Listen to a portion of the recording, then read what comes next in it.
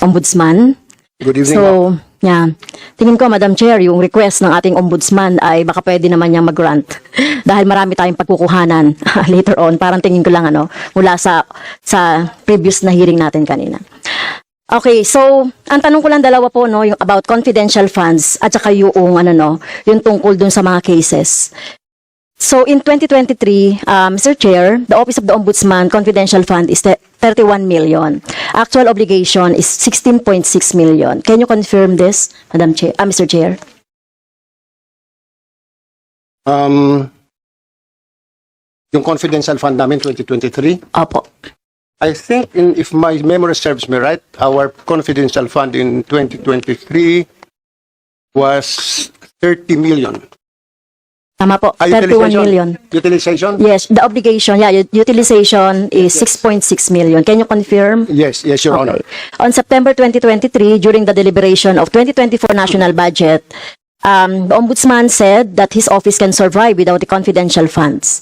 He added that, I quote, and I would like to be the first from the investigating agencies to request Congress not have confidential funds during my term. Can you confirm that, Mr. Chair? Yes, Your Honor. So that's why the Congress proceeded in giving just only 1 million for the confidential funds of the Ombudsman under the GAA 2024. But looking at the proposed budget, Mr. Chair, the Ombudsman is requesting 115.665 million confidential fund for the next fiscal year. Okay, so this is only 51.468 million or 44.5% of the proposed was approved by the DBM. Tama po ba yon? Yes, Your Honor, but again, may I reiterate that you can just make it again 1 million pesos if you like, or if you like, you can make it a zero. Walang bahay. Zero appropriation for the confidential fund of the Office of the Ombudsman until such time or until the end of my term of office as the Ombudsman. We can survive. Okay, without thank you. Additional confidential funds. Thank you, Mr. Chair. So, may I know po yung rationale bakit biglang lobo yung proposal po ng Ombudsman? Parang your proposal is almost 4 times bigger than the 2023 level po. The 2023, which utilization, you meant to say? The request. This came from the DBM. I'll be honest with you, Your Honor. Yes, That with this budget that was given to us by DBM, I did not look anymore into how much was the confidential fund that was given to us. I am not interested in the confidential fund. I am more interested on the budget for personal services and the capital outlay, not on the confidential fund, Your Honor. Yes, thank you, Mr. Chair. So, hindi pala, from 31 million in 2023, I stand corrected, Mr. Chair. So, naging 51.468. So, almost double po para makorek lang po yung yung data. That was So the 51 million. I'm sorry, Your Honor. The 51 million was the original proposal for Yes. 2024 budget. Yes, tama Which po. was reduced upon the suggestion of the Ombudsman to 1 million pesos. Although we're only asking for about 10 million, the Senate was telling us that it would be very hard to put the figure 10,000 pesos in the budget because it is composed of 3 zeros always. So if I ask for 10,000 pesos, hindi ho makikita yung 1. So the chair, the director for finance asked me to please make it 1 million, of which I acceded. So para wala na hong problema ngayong taon na ito tungkol sa confidential fund, which is becoming a very, not just a hot issue, but putting some malice to this fund na hindi man dapat, because there are really agencies who need the confidential fund, like the Armed Forces of the Philippines, the Philippine National Police, the Department of Foreign Affairs, and the other investigating agencies like the NBI, na kailangan, nagkaroon ng malisya. Parang nangyayari ngayon, itong confidential fund ay winawaldas ng mga tao. Ayokong sabihin ng aking kapitbahay na ako'y may ginagamit na bagong t-shirt ay galing sa confidential fund. So I'd rather not to have a confidential fund until the end of my term of office than to have a confidential fund where people will be raising their eyebrows. Wherever I go, kumakain ako, baka sabihin ang binabayad ko doon sa tubig o sa coke na iniinom ko ay galing sa confidential fund. I would appreciate really if Congress will just remove confidential fund from our budget. Okay, thank you, Mr. Chair. So, balik po ako sa 2023, Mr. Chair. So, sabi niyo po, no, kinonfirm niyo naman na yung actual obligation is 16.6. And we know that continuing naman yung na-approve naman na yung confidential funds ng 2023. So, ang ibig sabihin kung may 1 million po na CF for 2024, continuing naman po na nagagamit ito, no, doon sa inyong office or sa trabaho na ginagawa po ng Ombudsman. Tama po ba? Pardon, Your Honor? Going back to 2023, so 16.6 million lang po yung actual obligation ninyo, no? Approved naman na po ito ng 2023, yung 31 million. And then you have 1 million for 2024. Anyway, parang continuing budget naman ito, 2 years using the confidential funds. So ibig ba sabihin, na-utilize na rin po yung remaining na 31 million na confidential funds nyo for 2023? Alam niyo po, I think even the COA auditor would agree that my character is more that of a waray-waray, isang Bisaya. But when it comes to spending money, especially if I'm spending not my own money, ang sabi ho ng COA auditor na naka-assign sa amin, no offense meant to any Ilocano, ako daw po ay isang Ilocano. So, ayoko ho magyabang, I don't want to brag. But may natitipid po kami sa confidential fund. Mayroon ho kami natitipid at kaya naman hong makatipid kung gagawan lang ho ng remedyo na gusto mo magtipid. In the Office of the Ombudsman, we have made a lot of changes, especially in this investigation process, where it used to be about 4 or 5 investigators going out to the field. We limited that to 1 or 2.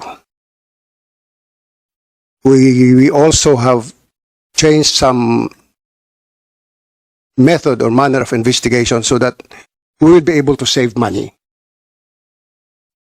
There are more important things where we can spend that confidential fund than to splurge it in some other matters which are not really that important. We are aware that surrounding the office of the Ombudsman are urban poor. We cannot close our eyes to that reality that we splurge people's money para na rin namin niluluko yung mga kapitbahay namin doon sa office ng Ombudsman ng mga mahihirap. So, when I assumed office, I started to save. I started to introduce some measures na makakatipid ang Ombudsman. I don't want to spit that out here unless in an executive session you'd like to ask me magkano ang aming natitipid. Thank you, Your Honor. So, siguro, Mr. Chair, hindi na ako magpapalawig sa confidential funds ng basta it's assumption na dahil yung budget naman ay continuing siya, 2 years, so nagagamit yun. Or kung natitipid man, okay. So, next question, Mr. Chair, ay yung, so ito siguro yung dahilan kung bakit yung Office of the Ombudsman ay nag-request ng another or additional na budget. Kasi nakita natin doon sa Office of the Ombudsman, according to reports that it only recorded 1,300 cases for fact-finding in the first 6 months of 2024. So it is lower by 32% as compared to 2,038 for the same period last year. So out of the said total, the anti-graft agency completed investigation of 389 complaints for the first semester or 28.17% accomplishment, which was higher than 21% target at the start of the year. So pwede niyo po bang explain ito, Mr. Chair? We are now in the process of abolishing the fact-finding investigation. It is just a matter of changing the culture that our investigators had been used to for the past 20 or 25 years. So, to speed up the investigation of cases, of complaints, we are trying to merge now the fact-finding office and the preliminary investigation office. so that when the complaint is filed, immediately it will be assigned to a lawyer who will conduct a case evaluation, and the lawyer will now determine whether to proceed with the preliminary investigation or to recommend for the dismissal of the case or to recommend for a case build-up. During case build-up, the case will either be archived or provisionally dismissed. We're also thinking of changing the impression that during the preliminary investigation stage, which the case is already docketed, that the rights of a respondent is already affected. You must have noticed that in the decisions of the court with respect to inordinate delay, it includes the preliminary investigation of cases, of which I do not agree, because during the preliminary investigation stage, technically you do not speak of a case. You talk of a complaint, an alleged violation of the law. So if during preliminary investigation you are not talking of a case, the respondent must be able to get a clearance from the office of the Ombudsman. However, if the complaint speaks of a criminal and an administrative case, then that administrative case that is pending with the Ombudsman must be disposed of in accordance with the provisions of the Constitution on a speedy disposition of cases. Because this time, the Ombudsman is no longer exercising an executive function, but a quasi-judicial function in the investigation of the administrative aspect of the case. Kasi ang daming na-dismiss na mga criminal cases, a lot of them dismissed by the court on the ground of inordinate delay. The problem is, and I think this is unfair insofar as the people is concerned, because the case has not yet prescribed. Yet we dismiss it on the ground of inordinate delay during the investigation. If we count that investigation period in the finding of a criminal case, no case will ever prosper in court. Why?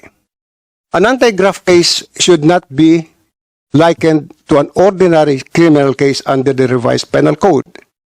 If we talk of complaints, violations of the Anti-Graft and Corrupt Practices Act, we talk of voluminous documents. We do not refer to testimonial evidence. It's more of voluminous documents that we examine, scrutinize. Take the case of Farmally.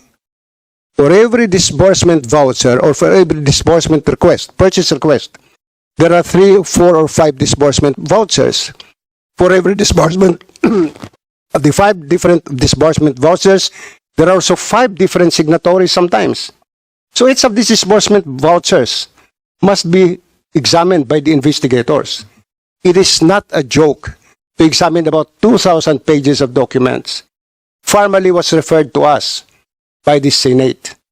But what was given to us was not a hard copy of documents, but a PDF that we have to reprint.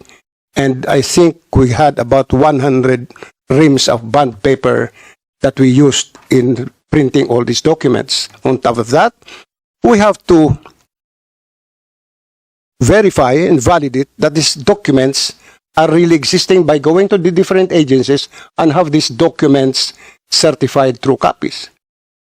So if we will be dismissed on the ground of inordinate delay, that is not only unfair to the Office of Ombudsman, that's unfair to the people who are relying that or expecting that a case will be filed against the erring government officials on that flimsy reason of inordinate delay.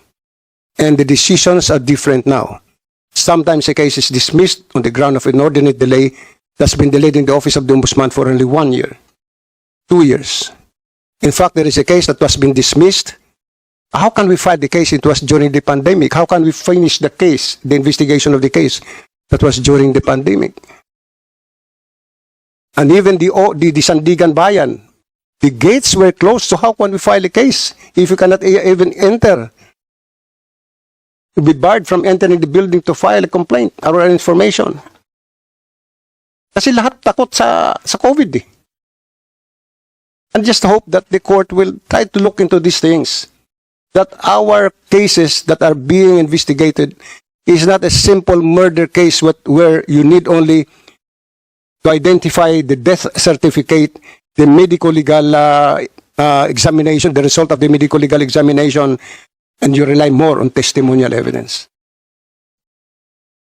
Not in cases that are in violation of the Anti-Graft and Corrupt Practices Act. The PDAF cases, for example, volumes of documents. So it's not a joke, and I just hope and that Congress will pass a law defining what really is an inordinate delay. After all, it is only this House, or it's only Congress, who can pass laws that would be able to determine what is an inordinate delay as mandated by the Constitution. Thank you, Your Honor. Congressman Castro? Thank you, Sir Chair, for that very comprehensive answer to my question. No? So nakita ko na lang yung sagot. No? You have merged the fact-finding no, with the preliminary. Kaya gano'n na lang yung gano'n na lang po yung nangyari doon sa number of cases. Bumaba. So, yun na lang po, Mr. Chair. Yun na lang po yung mga tanong ko. Thank you po. Thank you, Congresswoman. Your Honor, I'm sorry. Yes, go ahead. Kasi nagsisimula na kami na pag may nag-file ng case, diretso na preliminary investigation. And then they also saying that kukunti ang cases na fina-file namin sa court. They're only looking into the cases that were filed with the Sandigan Bayan. The problem is, most of the cases now that are being resolved by the Office of the Ombudsman are already within the jurisdiction of the lower courts, no longer with the jurisdiction of the Sandigan Bayan. So mas marami yung kami na-file sa lower court kaysa na-file sa Sandigan Bayan. Thank you very much.